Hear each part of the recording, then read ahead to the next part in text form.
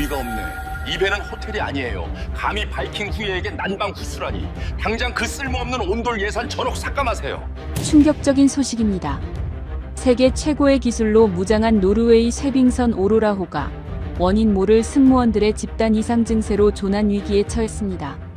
첨단 공조 시스템이 뿜어내는 정전기가 배의 뇌를 마비시켰고 괴음을 내는 소음이 사람들을 미치게 만들었습니다. 선장은 운항 포기를 선언했고 설계 책임자는 절망했습니다. 그때 배의 가장 깊고 어두운 창고에서 기적 같은 일이 벌어졌습니다. 사라진 선원을 찾기 위해 문을 연 순간 그들은 한국 엔지니어들이 숨겨놓은 놀라운 비밀을 마주하게 됩니다. 모두가 비웃으며 거절했던 한국의 기술이 어떻게 전멸 위기의 선원들을 구해냈을까요? 지금부터 그 차갑고도 뜨거웠던 기록을 공개합니다. 여러분께 더 많은 감동을 전해드리고 싶은데 구독과 좋아요 눌러주시면 제가 더 힘내서 좋은 이야기 많이 찾아올게요. 안녕하세요. 저는 에릭입니다. 노르웨이 국영에너지 기업의 수석 감독관이자 이 배의 설계 총괄을 맡고 있죠. 지금 제가 타고 있는 배는 오로라호입니다. 인류 역사상 가장 비싸고 가장 강력한 액화천연가스 쇄빙선이죠. 두께 2m의 얼음을 깨부수며 북극 항로를 개척하는 괴물입니다. 건조비만 3억 달러가 넘습니다. 이론상으론 완벽한 배여야 했습니다. 하지만 지금 우리는 얼음 감옥에 갇혀 있습니다. 조타실에서 선장의 고함이 터져 나왔습니다. 젠장 또 신호가 튀었어. 레이더에 유령이 보인다고. 저는 마른 세수를 하며 모니터를 들여다봤습니다. 레이더 화면이 지직거리며 헛돌고 있었습니다. 전방 500m 앞에 거대한 빙산이 있다는 신호가 잡혔다가 1초 만에 사라졌습니다. 소위 유령 신호였습니다. 원인은 명확했습니다. 건조함 때문이었죠. 현재 외부 기온은 영하 45도입니다. 극지방의 공기는 수분이 거의 없어 바짝 말라 있습니다. 여기에 선내 온도를 높이겠다고 강력한 공조 시스템으로 뜨거운 바람을 스문의 시간 불어넣으니 배 안은 거대한 건조기가 되어버렸습니다. 실내 습도가 10% 밑으로 떨어졌습니다. 그 결과 배 전체가 거대한 정전기 폭탄이 됐습니다. 선원들이 문고리를 잡을 때마다 파란 불꽃이 튀었고 예민한 항해 센서들이 정전기 스파크 때문에 오작동을 일으키기 시작한 겁니다. 하지만 기계보다 더 심각한 건 사람이었습니다. 기관사 한스가 퀭한 눈으로 제게 호소했습니다.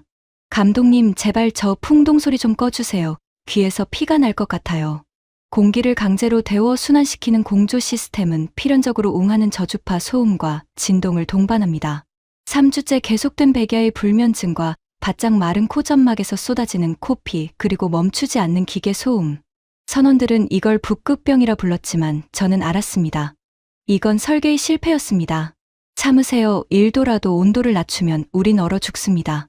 저는 냉정하게 대답하고 돌아섰지만 제 입술도 건조함 때문에 찢어져 피맛이 났습니다. 그때였습니다.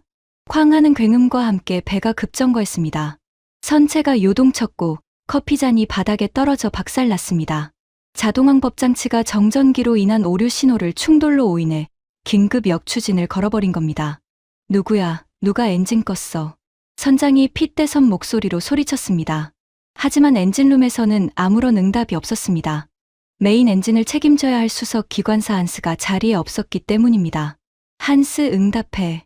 무전기는 먹통이었습니다. 이 비상 상황의 핵심 인력이 사라진 겁니다. 등골이 서늘해졌습니다. 혹시나 북극병을 못 이기고 바다로 뛰어든 건 아닐까 걱정이 되었습니다. 우리는 미친 듯이 배 안을 뒤졌습니다.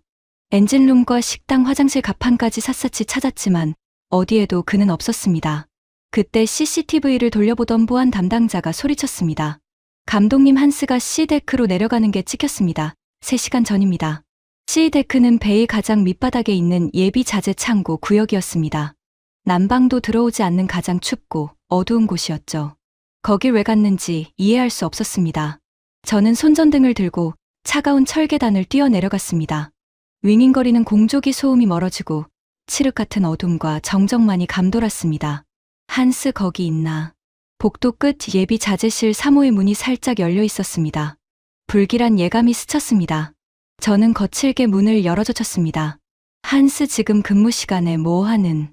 말문이 막혔습니다. 자살이라도 했을까봐 걱정했던 한스는 바닥에 작업복을 깐 채 대자로 뻗어 세상 모르고 자고 있었습니다. 입가에 침까지 흘리면서요. 제가 손전등을 얼굴에 비추고 어깨를 흔들자 그는 소스라치게 놀라며 깼습니다. 그는 상황을 파악하자마자 얼굴이 사색이 되었습니다. 비상사태의 근무지를 이탈해 잠을 잤다니 이건 즉각 해고감이었습니다. 그는 벌벌 떨며 제 옷자락을 잡았습니다.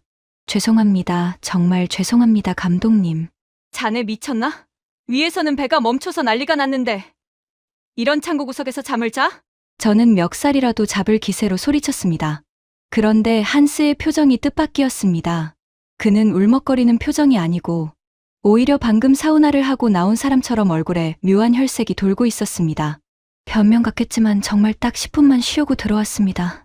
그런데 눈을 뜨니 3시간이 지났네요. 지난 3주 동안 이렇게 깊게 잠든 건 처음입니다. 뭐? 이상해요, 감독님. 여긴 소리가 안 들려요.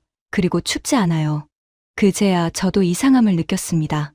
분명 이곳은 난방 배관이 연결되지 않은 버려진 창고여야 했습니다. 그런데 입김이 나오지 않았습니다. 건조해서 찢어질 것 같던 코 속이 편안했습니다. 무엇보다 배 전체를 울리던 그 지긋지긋한 엔진 진동과 공조기. 소음이 이 방에서는 거짓말처럼 사라져 있었습니다. 마치 육지에 있는 집 안방처럼 고요했습니다. 이게 도대체 무슨 조화인지 알 수 없었습니다. 저는 바닥을 내려다봤습니다. 차가운 강철 바닥이어야 할 곳에 낯선 마감재가 깔려 있었습니다. 저는 홀린 듯 장갑을 벗고 그 바닥에 손바닥을 대보았습니다. 그 순간 제 손바닥을 타고 묵직하고 은은한 열기가 혈관을 타고 올라왔습니다. 그것은 뜨거운 바람이 아니었습니다. 침묵의 열기였습니다.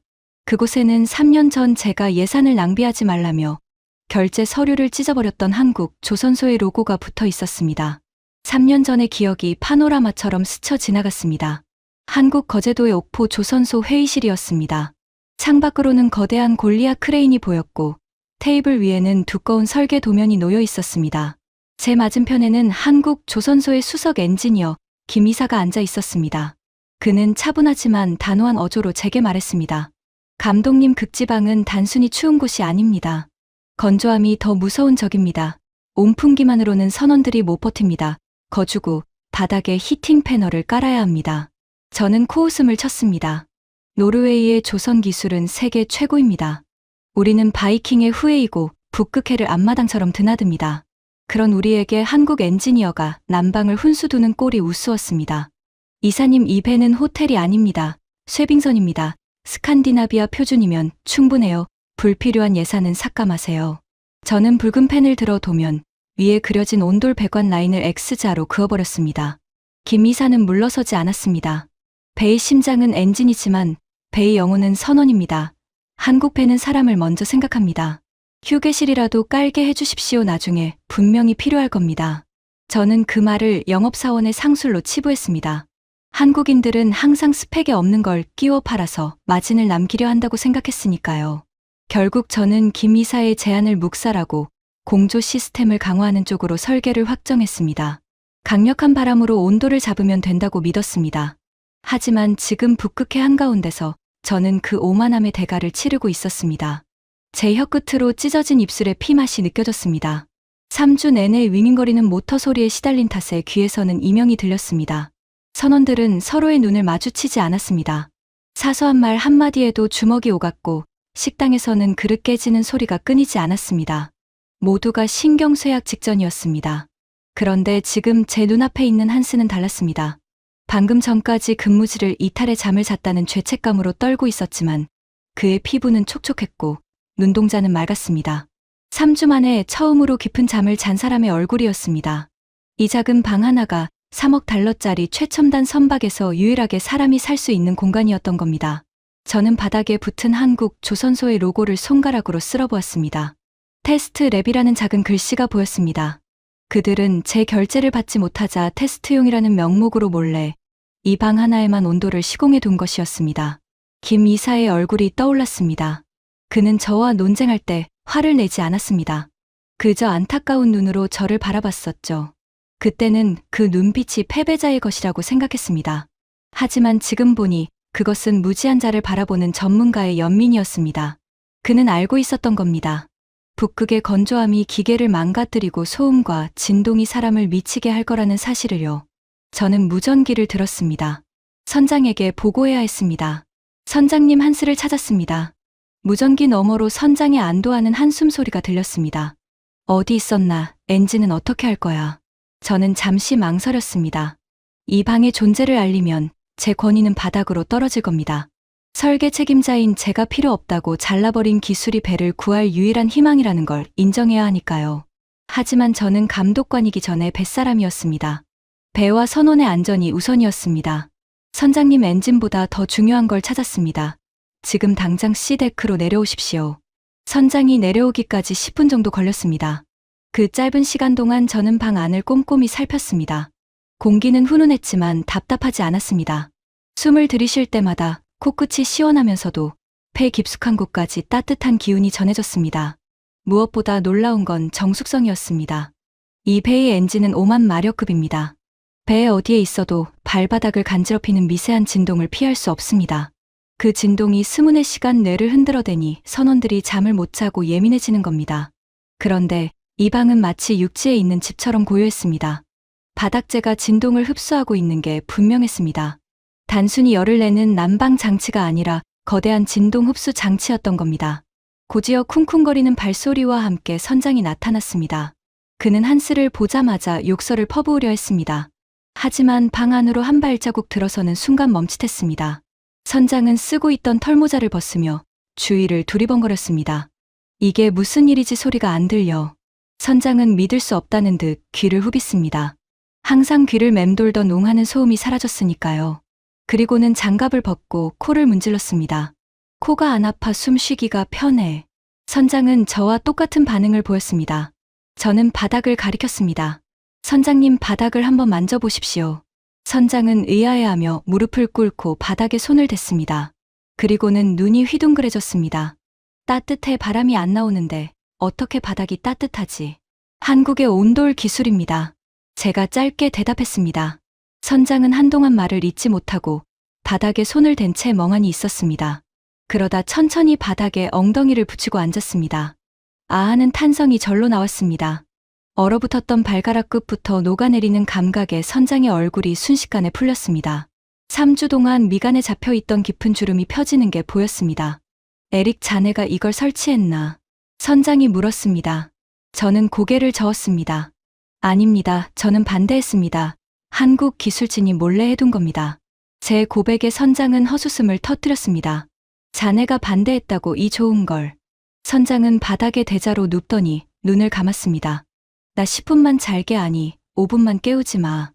1억 달러짜리 배의 선장이 차가운 창고, 바닥에 누워 잠을 청하는 모습은 기이했습니다. 하지만 저도 그를 비난할 수 없었습니다. 저 역시 눕고 싶은 충동을 간신히 참고 있었으니까요. 그때 위에서 다시 경보음이 울렸습니다. 브리지에서 당직 사관의 다급한 목소리가 무전기를 통해 들려왔습니다. 선장님 큰일 났습니다. 자이로스코프가 멈췄습니다. 방향을 알 수가 없습니다.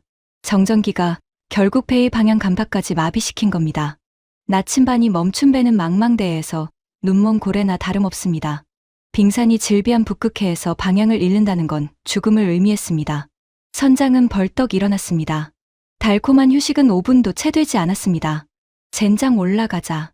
선장은 아쉬운 듯 바닥을 한 번 더 쳐다보고는 뛰쳐나갔습니다. 저도 따라 나서려다 멈췄습니다. 한스가 여전히 바닥에 앉아 불안한 눈으로 저를 보고 있었습니다. 한스 자네는 여기서 대기해. 네, 여기서요. 그래, 엔진룸은 부기장에게 맡기고 자네는 여기서 쉬어 대신 조건이 있다. 한스가 침을 꿀꺽 삼켰습니다. 이 방에 대해 다른 선원들에게 절대 말하지 마, 알겠나. 한스는 고개를 끄덕였습니다. 저는 문을 닫고 나왔습니다. 다시 차갑고 시끄러운 복도에 서자 머리가 지끈거렸습니다. 저는 알았습니다. 이 방 하나로는 부족하다는 것을요. 배 전체를 살리려면 결단이 필요했습니다. 저는 주머니에서 위성 전화를 꺼냈습니다. 그리고 3년 동안 연락하지 않았던 번호를 찾았습니다. 한국 거제도 김 이사의 번호였습니다. 지금 한국은 새벽일 겁니다. 하지만 망설일 시간이 없었습니다. 통화 버튼을 눌렀습니다. 신호가 가기 시작했습니다. 제발 받아라, 제발.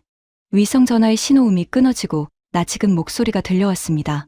한국 거제도의 김 이사였습니다. 3년 만에 듣는 목소리였지만 그는 마치 어제 만난 사람처럼 차분했습니다. 저는 다급하게 현재 상황을 설명했습니다.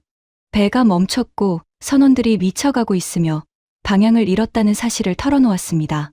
그리고 C데크에 있는 테스트 룸 덕분에 한스가 안정을 찾았다는 이야기도 덧붙였습니다. 제 목소리는 떨리고 있었고 자존심 따위는 이미 북극해의 얼음장 밑으로 사라진 지 오래였습니다. 오직 살아야겠다는 생각뿐이었습니다. 수화기 너머에서 김이사의 한숨 소리가 짧게 들려왔습니다. 그는 저를 비난하거나 질책하지 않았습니다. 대신 믿기 힘든 이야기를 꺼냈습니다. 그는 3년 전 제가 설계도면에서 붉은 펜으로 X표를 쳤던 그날을 기억하느냐고 물었습니다. 그리고 그때 제가 거절했음에도 불구하고 한국 기술진은 배 전체 바닥에 온돌 배관을 미리 깔아두었다고 했습니다. 저는 귀를 의심했습니다. 분명히 예산을 삭감하고 공조 시스템만으로 설계를 확정했는데 배 전체에 배관이 깔려 있다니요. 김 이사는 담담하게 설명했습니다. 선박 건조 과정에서 배관을 매립하는 것은 나중에 추가할 수 없는 공정이기에 만약을 대비해 예비 배관을 시공하고 그 위에 마감재를 덮어두었다는 것이었습니다. 그리고 이 배관을 가동할 수 있는 메인 밸브가 기관실, 구석, 도면에는 표시되지 않은 비상 점검구 안에 숨겨져 있다고 했습니다. 한국인들은 배를 만들 때 스펙에 적힌 숫자만 맞추는 게 아니라 그 배가 겪을 최악의 상황까지 미리 내다보고 있었던 겁니다. 그것은 단순한 기술이 아니라 보이지 않는 배려였습니다. 계약 위반일 수도 있고 비용을 청구받지 못할 수도 있는 위험을 감수하면서까지 그들은 사람을 살릴 장치를 심어둔 것이었습니다. 김 이사는 밸브를 여는 방법을 설명해 주었습니다. 그리고 마지막으로 한마디를 덧붙였습니다. 늦지 않아서 다행입니다. 그 한마디에 3년 동안 굳어있던 제 오만함이 완전히 무너져 내렸습니다. 저는 전화를 끊고 즉시 기관실로 향했습니다. 기관실은 여전히 시끄러운 공조기 소음과 엔진의 진동으로 가득 차 있었습니다. 선원들은 신경질적인 표정으로 기계들 사이를 오가고 있었습니다. 저는 김 이사가 말한 비상 점검구를 찾았습니다. 구석진 곳, 배관들이 복잡하게 얽힌 뒤편에 사람 하나 겨우 들어갈 만한 작은 해치가 있었습니다. 먼지를 털어내고 해치를 열자 그 안에는 붉은색 핸들이 달린 거대한 밸브가 하나 놓여 있었습니다. 핸들에는 한국어로 된 노란색 태그가 붙어 있었습니다. 비상시 개방. 저는 떨리는 손으로 그 차가운 금속 핸들을 잡았습니다. 이 밸브 하나가 우리 모두를 살릴 수 있다는 사실이 무겁게 다가왔습니다. 밸브는 뻑뻑했습니다. 3년 동안 한 번도 사용되지 않고 굳게 닫혀 있었으니 당연했습니다. 저는 온몸에 체중을 실어 핸들을 돌렸습니다. 끼익 하는 금속음이 기관실의 소음을 뚫고 날카롭게 울려 퍼졌습니다. 한 바퀴, 두 바퀴, 땀이 비 오듯 쏟아졌지만 멈출 수 없었습니다. 마침내 밸브가 끝까지 돌아가자 쿵 하는 둔탁한 소리와 함께 배관을 타고 무언가가 흐르는 진동이 느껴졌습니다. 엔진에 폐열로 데워진 뜨거운 물이 배의 혈관을 타고 돌기 시작한 것입니다. 저는 즉시 중앙 제어실로 달려가 선내 방송을 켰습니다. 그리고 모든 선원에게 공조 시스템을 끄라고 지시했습니다. 선원들은 당황했습니다. 영하 45도의 추위 속에서 히터를 끄라니 미친 짓이라고 생각했을 겁니다. 하지만 선장의 눈짓을 받은 통신관이 메인 공조기에 전원을 내렸습니다. 웅웅거리던 거대한 팬 소리가 잦아들면서 배 안에는 기이한 정적이 찾아왔습니다. 갑작스러운 고요함에 선원들은 불안해하며 서로를 쳐다보았습니다. 귀가 먹먹할 정도로 조용했습니다. 하지만 그 침묵은 오래가지 않았습니다. 차가운 공기가 스며들기 전에 바닥에서부터 변화가 시작되었습니다. 가장 먼저 반응한 것은 바닥이었습니다. 바닥에서부터 은은한 열기가 올라오기 시작했습니다. 그것은 공조기가 뿜어내던 건조하고 따가운 열풍과는 달랐습니다. 마치 거대한 짐승의 품에 안긴 듯 묵직하고 부드러운 온기였습니다. 바닥의 열기는 공기를 데우지 않고 사람의 몸을 직접 데웠습니다. 복사열의 원리였습니다. 선원들의 표정이 서서히 변해갔습니다. 잔뜩 찌푸리고 있던 미간이 펴지고 잔뜩 움츠리고 있던 어깨가 내려갔습니다. 공기 중에 먼지를 날리던 바람이 멈추자 호흡이 편해졌습니다. 무엇보다 놀라운 것은 소음과 진동의 감소였습니다. 바닥에 깔린 특수 몰탈과 온수 파이프층이 엔진의 미세한 떨림을 흡수하는 댐퍼 역할을 했습니다.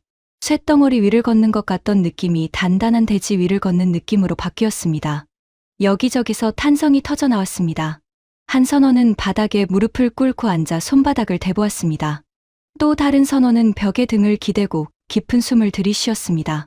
코피가 멈추지 않아 코를 막고 있던 갑판장은 휴지를 빼내고 코를 킁킁거렸습니다. 더 이상 코가 맵지 않다고 했습니다. 배 안을 가득 채우던 정전기의 파란 불꽃도 사라졌습니다.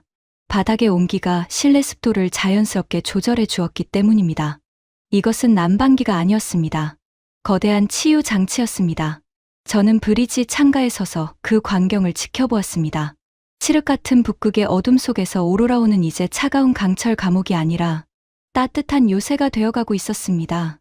한국 엔지니어 김 이사가 말했던 배의 영혼이라는 것이 무엇인지 이제 알 것 같았습니다. 그것은 화려한 스펙이나 최첨단 장비가 아니라 극한의 상황에서도 인간의 존엄을 지켜주는 온도였습니다. 배 전체가 따뜻해지자 기적 같은 일이 벌어졌습니다. 먹통이었던 자이로스코프와 레이더가 하나둘씩 정상 신호를 보내기 시작했습니다. 건조함 때문에 발생했던 정전기 스파크가 사라지자 예민한 전자 장비들이 제 기능을 되찾은 것입니다.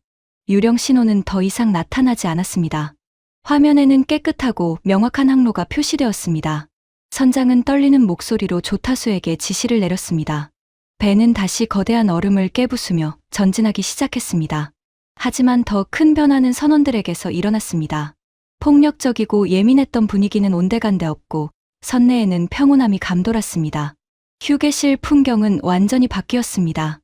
예전에는 딱딱한 의자에 앉아 각자 스마트폰만 들여다보던 선원들이 이제는 바닥에 둘러앉아 이야기를 나누기 시작했습니다. 노르웨이 사람들에게는 낯선 좌식 문화였지만 따뜻한 바닥은 본능적으로 사람을 눕거나 앉게 만들었습니다. 식당에서는 웃음소리가 들렸습니다. 바닥이 따뜻하니 혈액순환이 좋아져 소화도 잘 되고 입맛도 돌아온 것입니다. 무엇보다 수면의 질이 달라졌습니다. 불면증에 시달리던 선원들이 4시간씩 교대로 깊은 잠을 잤습니다.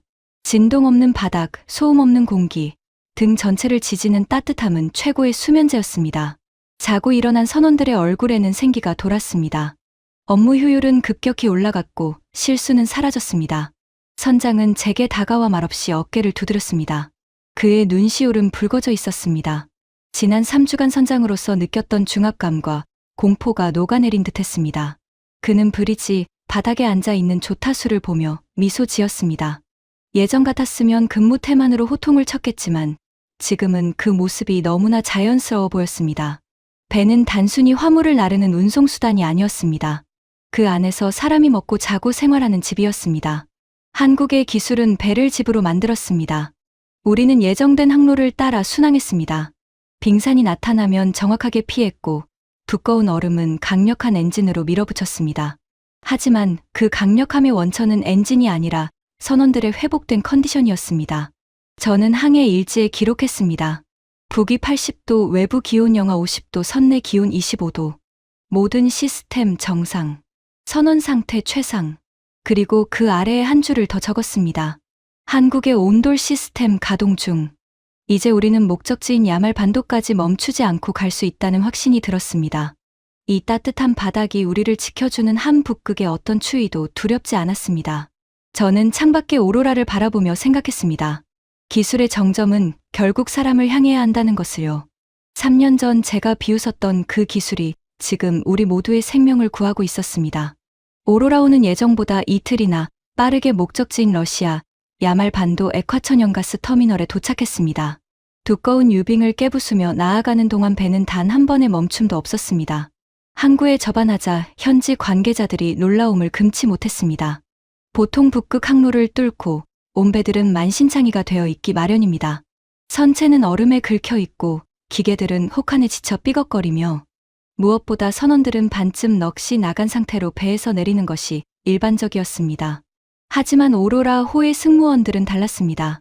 트랩을 내려오는 그들의 발걸음은 가벼웠고 얼굴에는 활기가 넘쳤습니다. 마치 지중해 크루즈 여행을 마치고 돌아온 사람들 같았습니다. 영하 50도의 혹한 속에서도 그들은 웃으며 하역 작업을 준비했습니다. 그때 저희 부하 직원이자 선박 의무관인 리바가 다가왔습니다. 그녀는 꼼꼼하게 기록된 의료 일지를 제게 내밀었습니다. 그녀의 표정은 확신에 차 있었습니다. 감독님 믿어지세요. 지난 일주일 동안 의무실을 찾은 환자가 단 한 명도 없습니다. 두통약 재고가 그대로예요. 리바는 평소 건조한 공기 탓에 피부 트러블과 안구 건조증을 달고 살았습니다. 하지만 지금 그녀의 피부는 윤기가 흘렀습니다.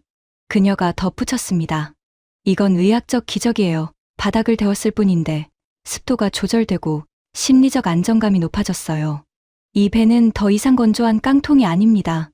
저는 그녀의 보고서를 토대로 노르웨이 본사에 보낼 최종 문서를 작성하기 시작했습니다. 보고서의 제목은 북극해 운항을 위한 필수 설계 표준 변경 제안이었습니다. 저는 솔직하게 적었습니다.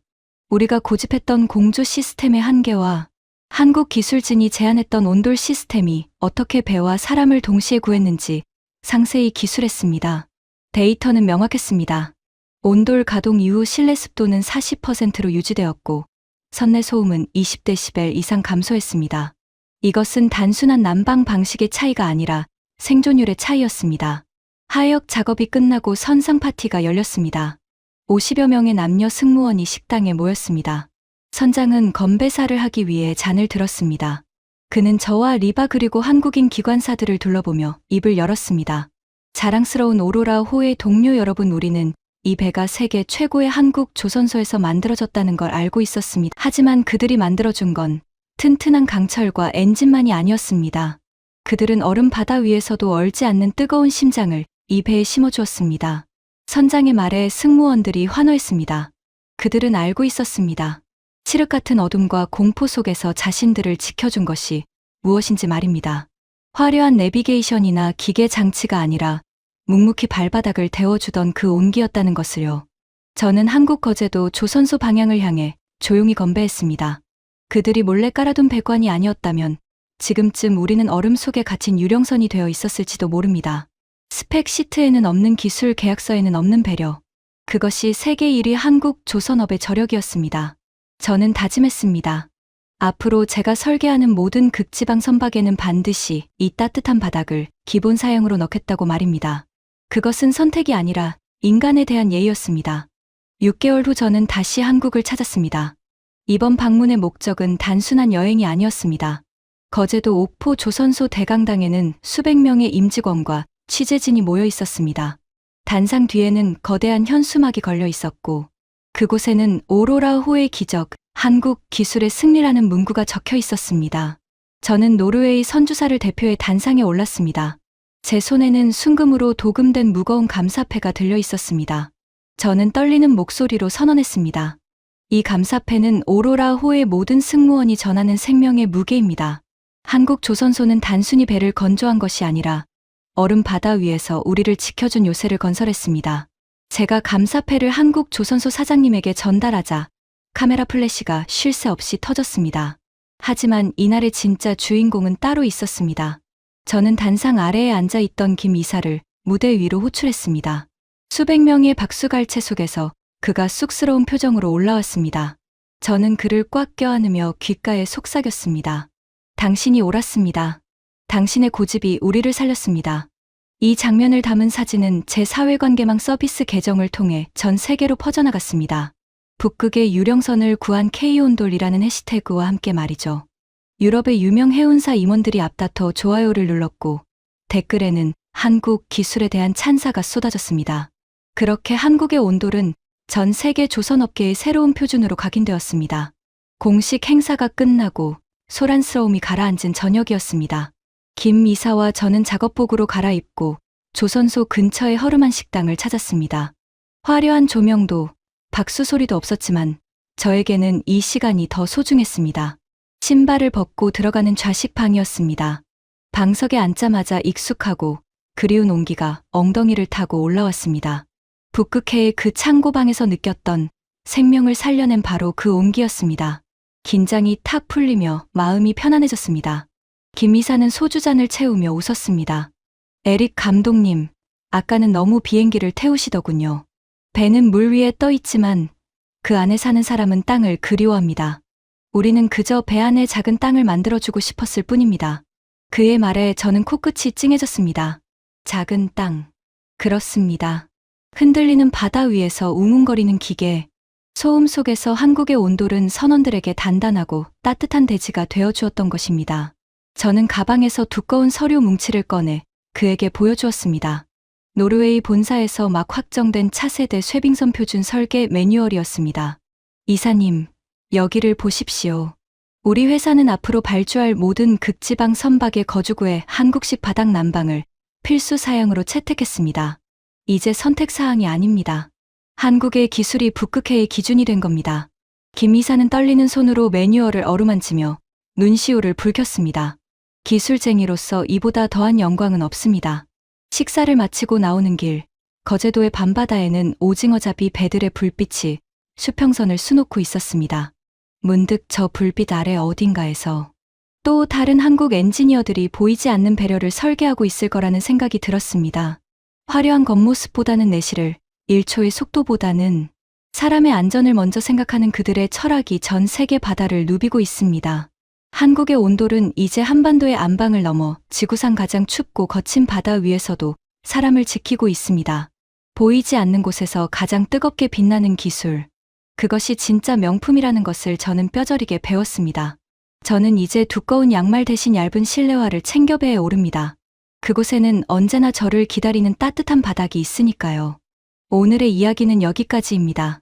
오만했던 노르웨이 감독관이 한국의 기술을 통해 진정한 배려가 무엇인지 깨닫는 과정이었습니다.